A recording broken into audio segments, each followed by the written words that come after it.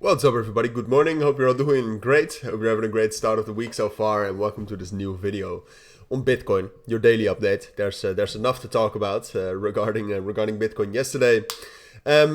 Overall, I'm not sure whether I was right or wrong, alright, because what I said in the video yesterday and what has been my position for the last couple of days is that there's no clear reason for why Bitcoin would rally right now. Obviously, that's not the best reason. I mean, it could still rally, but that there was no reason. So that I expected some sort of a dump ahead of the inflation rate, or the interest rate, excuse me, and the Federal Reserve press conference tomorrow, which is probably going to be bullish for the dollar strength index, and therefore bearish for Bitcoin. All right. So that was my thoughts. And yesterday I also said that I expected a dump. Now, we did get that, but before that, we went up a little bit higher than I expected. I believe I said that we could get up to like 27,000, something like that. But we went up to 27,400. So I'd say in general, it was neutral. We went a bit higher than I expected. I did not expect a bullish breakout above 27,000. We did get that, even though it was a bit of a fake out. So now the big question is what's next, all right? Because the market situation right now is fairly neutral, actually. If you take a look at purely the technicals, then we have just broken above the 200 EMA. We have found support at that. All of the other EMAs are trending up, so we are in an uptrend. All right, that's purely technically, that is the truth.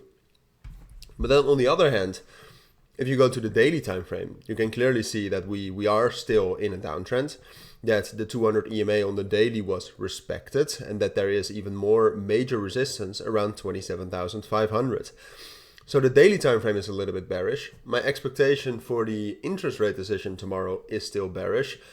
So because of that, unfortunately, I will still say that my most likely scenario is that we're going to drop down. And I know that's typical because, you know, it's I don't know, but it's like purely technically, sure, we are bullish right now, but we also did get bearish momentum by breaking down below 27,000 again. That's also bearish confirmation.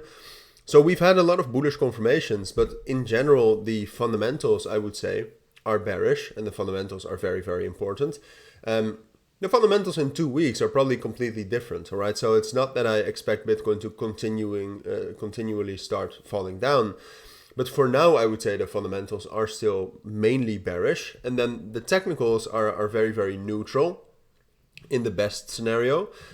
So then it would still be bearish because technicals neutral, fundamentals bearish is bearish.